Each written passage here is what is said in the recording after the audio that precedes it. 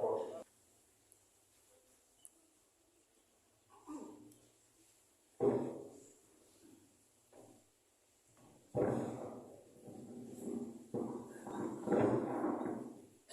Alhamdulillahilladzi anzalal Qur'an hudan linnas wa bayyinatin minal huda wal furqan. Asyhadu an la ilaha illallah wahdahu la syarika lah wa asyhadu anna Muhammadan abduhu wa rasuluhu la nabiyya ba'dah. Allahumma shalli wa sallim ala sayyidina maulana Muhammad wa ala alihi wa ashabihi ajma'in, amma ba'du. Wa ya ibadallah, usikum wa iyaya bittaqwallah, faqad fazal muttaqun. Faqala Allah ta'ala fil Qur'anil Karim, a'udzu billahi minasyaitonir rajim, bismillahirrahmanirrahim. Iyyaka na'budu wa iyyaka nasta'in. Hanya kepadamu kami beribadah dan hanya kepadamu kami minta tolong. Shadaqallahul azim. Surat Al-Fatihah ayat yang kelima.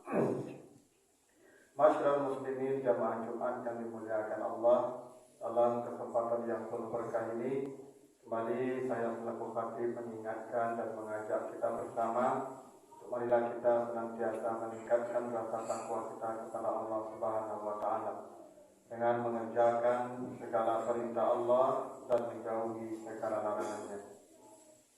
Masyarul muslimin yang dimuliakan Allah, paling tidak setiap hari 17 kali kita membaca surat Al-Fatihah. Kalau kita tidak menambah dengan salat sunat, maka paling tidak ada 17 kali kita membaca Al-Fatihah dalam salat.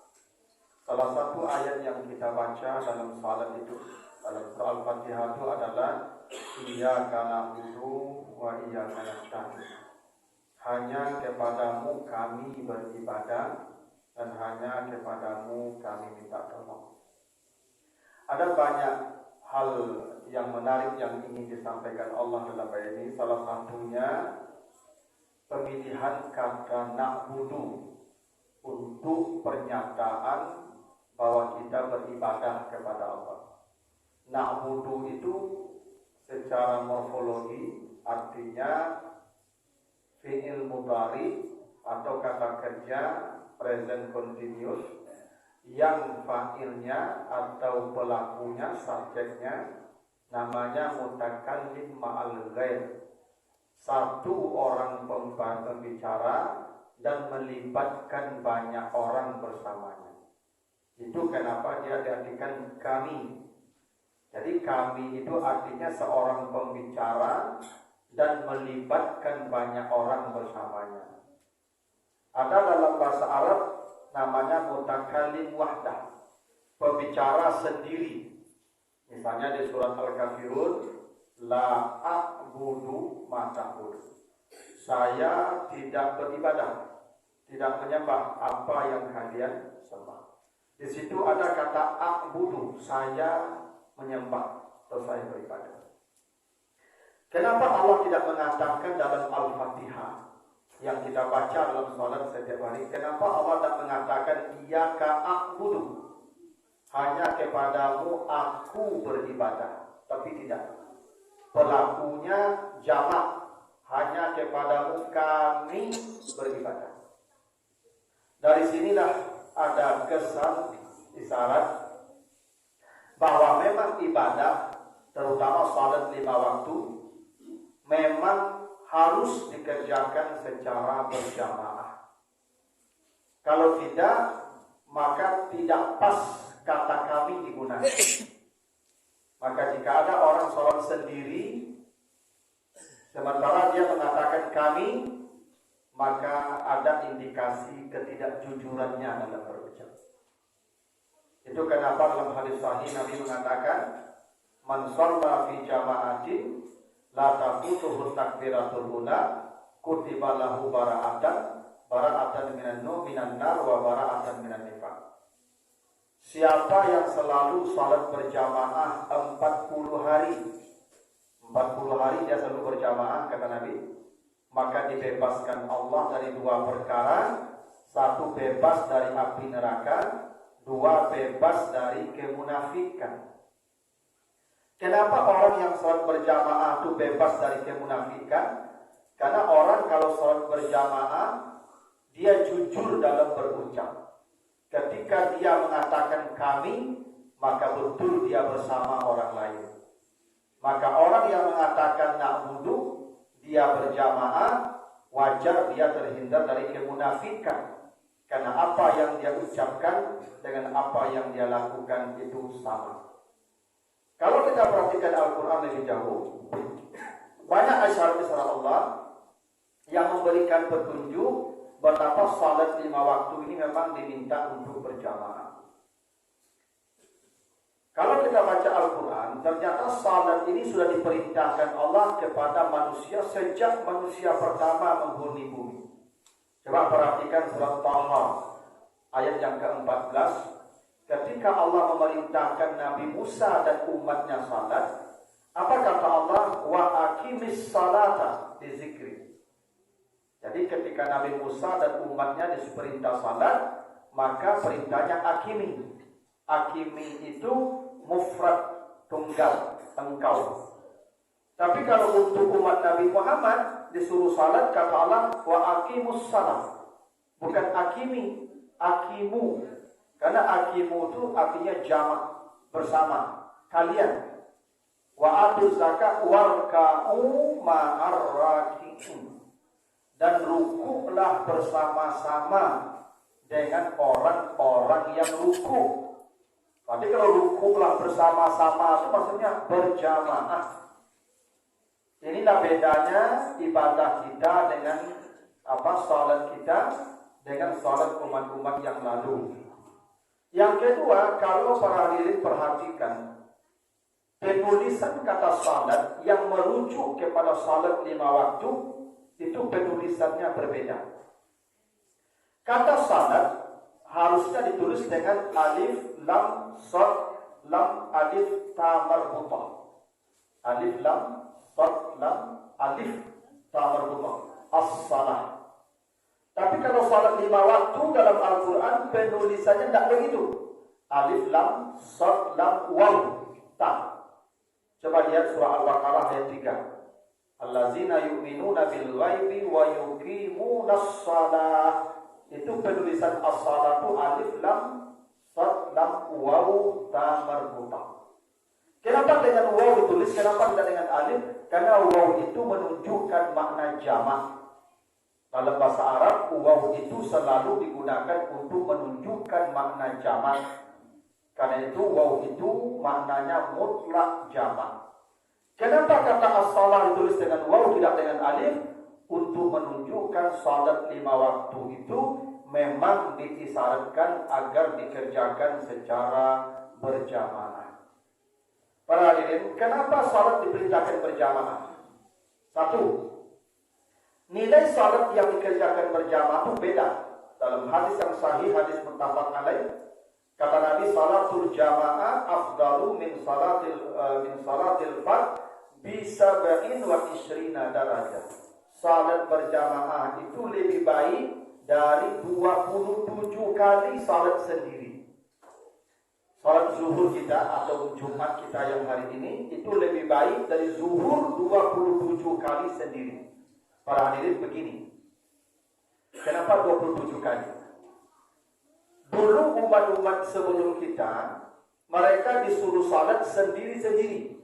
Tidak ada umat yang lalu disuruh perintahnya, ada perintahnya salat berjamaah. Kenapa? Karena umat lalu itu usianya panjang-panjang. Umat Nabi Nuh usianya 950 tahun rata-rata. Walaqad arsalna Nuhan ila qaumihi fala bisabihim alfasanatin ila khamsina am. Jadi umat Nabi Nuh dulu usianya mencapai 950 tahun.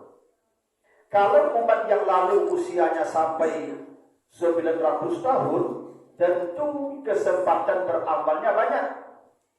Kesempatan beribadahnya banyak. Kalaupun mereka salat sendiri, tidak apa-apa, karena masanya panjang. Sementara umat Nabi Muhammad sependek-pendek umat usianya. Karena kata Nabi, umati baina sittin wa sab'in, umatku antara 60 sampai 70 tahun saja. Kita usianya 60 tahun itu sudah meninggal dunia. Iya, kalau salehnya dari kecil. Ini baru sadarnya umur 40. Baru ke masjidnya umur 50. Umur 60 sudah mati. Kalaulah tidak ditambah bobot ibadah, mustahil kita bisa menyamai umat-umat yang lalu. Andai seseorang salat berjamaah 20 tahun saja, maka usia ibadahnya setara dengan 600 tahun. Karena setiap satu ibadah yang berjamaah setara 27 kali lebih dari ibadah yang dikerjakan secara sendiri. Itu alasan pertama kenapa kita disuruh salatnya berjamaah. Yang kedua, dengan berjamaah itu tercapailah khusyuk. Dan khusyuk itu salat yang paling bermutu. Kalau ingin salatnya bermutu, maka berjamaah. Para hadirin kalau ditanya dan kalau jawabannya jujur, kalau para hadirin salat di rumah sendiri, berjamaah di masjid, mana yang cepat selesai? Di rumah. Kenapa? Ya, karena kita tidak sabar kalau di rumah sendiri. Di masjid ada imamnya, ada sopirnya. Maka salat di masjid pasti lebih bermutu berjamaah. Itu kenapa kita dipanggil azan hayya 'alal falah. Marilah kita menuju al-falah.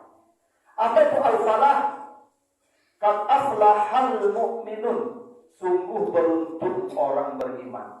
Siapa yang beruntung itu? Allazina hum fi salatihim khashi'un. Yang mencapai khusyuk dalam salatnya. Maka ketika dipanggil hayya 'alal falah, itu artinya marilah kita menuju salat yang khusyuk.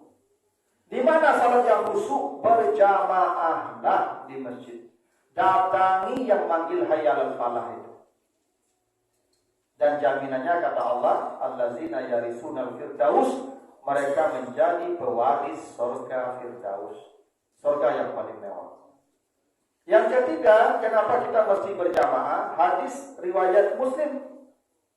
Man shalla fi jama'atin arba'ina yawman la tafutuhu takbiratul ula kataballahu lahu bara'atun minan nar wa bara'atun minan nifaq. Siapa yang salat berjamaah 40 hari, maka Allah bebaskan dia dari api neraka dan dari kemunafikan. Para hadirin, tidak ada yang paling berharga di akhirat kelak kecuali bebas dari neraka. Coba baca nanti surat Ali Imran ayat yang ke-91. Baca juga di surah Az-Zumar ayat 47. Ketika manusia melihat azab neraka kelak dan tampak neraka di depan matanya, andai di hari itu manusia memiliki emas seberat bumi. Siapa yang punya emas seberat bumi di dunia tidak akan ada. Di hari itu kata Allah, andai dia punya emas seberat bumi, mil'ul ardi zahaban. Apa yang dia lakukan dengan emas yang seberat bumi itu? Laftadau bihi min su'il azab yaumil qiyamah. Dia akan menebus agar tidak diazab, ambillah emas seberat bumi ini. Begitu pentingnya selamat dari api neraka. Dan janjinya Nabi, siapa yang salat berjamaah 40 hari, dipastikan bebas dari api neraka. Masya Allah, hebatnya jaminan bagi orang yang salat secara berjamaah. Yang keempat, kenapa kita disuruh berjamaah? Hadis dari Abi Hurairah, hadis riwayat Muslim. Seorang sahabat datang mengadu ke Nabi, ya Rasulullah, ana rajulun a'ma. Saya ini buta. Wala ahada yaquduni ilal masjid. Tidak ada seorang pun yang bisa mengantar saya ke masjid. Hidup sebatang kara, istri tidak ada, anak tidak punya, keluarga tidak ada. Saya buta. Bolehkah saya salat di rumah saja? Tidak ke masjid. Kata Nabi, boleh. Lalu dia berangkat. Setelah dia pergi, dipanggil Nabi lagi. Kata Nabi, hal sami'tan nida? Telingamu mendengar azan enggak ketika azan berkumandang? Sami'tu ya Rasulullah, saya dengar azan dengan telinga saya ya Rasulullah. Kata Nabi, fa'ajib, engkau mesti datang ke masjid. Kenapa? Karena telingamu akan dihisab oleh Allah. Ini menjadi bukti salat berjamaah ini yang akan meringankan hisab nikmat kita. Yang buta saja, tidak punya keluarga, tapi telinganya mendengar azan, kata Nabi, fa'ajib, engkau datang. Karena telingamu mendengar. Itulah kenapa kata Al-Kautsar dihubungkan dengan salli. Inna a'tainaka al-kautsar fashalli li rabbika wanhar. Kami memberikan kamu nikmat yang banyak, maka salatlah. Apa maksudnya? Semakin bermutu salatmu, semakin ringan hisab nikmatmu. Karena nikmat akan ditanya oleh Allah. Summa la tus'alunna yauma idzin anin na'im. Semua nikmat akan ditanya oleh Allah, dan yang bisa meringankan hisab pertanyaan nikmat hanyalah salat yang bermutu dan itu berjamaah. Bayangkan para hadirin, yang buta saja, tidak punya keluarga, tapi dia mendengar azan, kata Nabi, engkau ke masjid. Bayangkan kita yang telinganya nyaring, matanya melihat, ada motor, ada mobil di rumah, ada payung kalau hujan, dan kita tidak datang ke masjid, kira-kira apa jawaban kita nanti di hadapan Tuhan? Bagaimana kita menjawab di hadapan Tuhan? Yang buta saja, kata Nabi, engkau ke masjid. Karena telingamu mendengar dan telingamu akan dihisab. Inilah rahasianya kenapa Allah perintahkan kita salat itu berjamaah, dan itulah rahasianya kenapa Allah mengatakan na'budu. Terakhir, kenapa harus berjamaah? Hadis Abu Dawud, kata Nabi, anna salatar rajuli ma'ar rajuli azka min salatir rajuli wahda, dan seterusnya. Salat seseorang bersama satu orang lebih bersih dari salat seseorang sendiri. Salat seseorang bersama dua orang lebih bersih dari salat satu orang bersama satu orang. Makin banyak jamaah, makin ramai jamaah, makin bersih salatnya. Salat berjamaah ini akan membersihkan salat kita. Mungkin kita banyak pikiran-pikiran dalam salat, maka salat kita kotor itu. Tapi dengan berjamaah, dia menjadi bersih. Kenapa? Karena dicari Allah siapa di antara jamaah yang salatnya paling bermutu, semua orang akan dinilai salatnya dengan itu. Begini para hadirin. Kalau hadirin punya air, satu botol air mineral, lalu masuk kotoran najis ke dalam air itu, maka air itu sudah kotor, tidak bisa lagi diminum. Cara mensucikan air yang satu botol ini jangan dibuang. Jangan dimasukkan ke mesin pengolahan air, tidak suci dia, bersih tapi tidak suci. Bagaimana mensucikan air tadi? Gabungkan dengan air lain. Bila dia bergabung dengan air lain sampai 2 bulan, maka minumlah air tadi, karena dia sudah suci, karena sudah berjamaah dengan air lain. Itu kenapa air laut tidak bisa dinajisi. Berkontainer-kontainer pun bangkai dimasukkan ke laut, tidak bisa dinajisi. Dia tetap suci. Kenapa? Jamaahnya terlalu banyak. Begitulah hebatnya kita berjamaah. Setiap salat yang berjamaah, kata Nabi, lebih bersih. Dan makin ramai jamaahnya, makin bersihlah salatnya. Inilah kenapa pentingnya kita melakukan ibadah secara berjamaah. Dan itu rahasianya kenapa katanya na'budu, bukan a'budu. Para hadirin, selama tidak ada uzur yang syar'i, maka datanglah ke masjid untuk salat secara berjamaah. Fatabiru ya ulil absar la'allakum turhamun.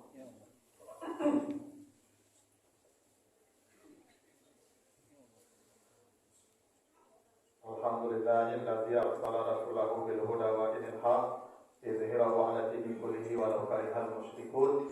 Asyhadu an la ilaha illallah wahdahu la syarikalah wa asyhadu anna Muhammadan abduhu wa rasuluhu la nabiyya ba'da. Allahumma shalli wa sallim ala sayyidina wa maulana Muhammad wa ala alihi wa ashabihi ajma'in, amma ba'du. Fa ya ayyuhal hadirun, usikum wa iyaya bi taqwallah faqad fazal muttaqun. Wa qala Allah ta'ala fil Qur'anil Karim, a'udzu billahi minasyaitonir rajim. Bismillahirrahmanirrahim. wal asri innal insana lafi khusrin illa alladziina aamanu wa 'amilus shalihaat wa tawassaw bil haqqi wa tawassaw bis sabr. Innallaha wa malaikatahu yusholluna 'alan nabiy ya ayyuhalladziina aamanu shallu 'alaihi wa sallimu taslima. Allahumma shalli 'ala Muhammad wa 'ala ali Muhammad kama shallaita 'ala Ibrahim wa 'ala ali Ibrahim wa barik 'ala Muhammad wa 'ala ali Muhammad kama barakta 'ala Ibrahim wa 'ala ali Ibrahim fil 'alamin innaka Hamidum Majid. Allahumma ighfir lil mu'minina wal mu'minat wal muslimina wal muslimat al ahya wal amwat. Rabbana atina fid dunya hasanah wa fil akhirati hasanah wa qina adzabannar. Ibadallah, innallaha ya'muru bil 'adli wal ihsan wa ita'i dzil qurba wa yanha 'anil fahsya'i wal munkar wal baghi ya'izukum la'allakum tadhakkarun wa la dzikrullahi akbar. Aqimus shalah.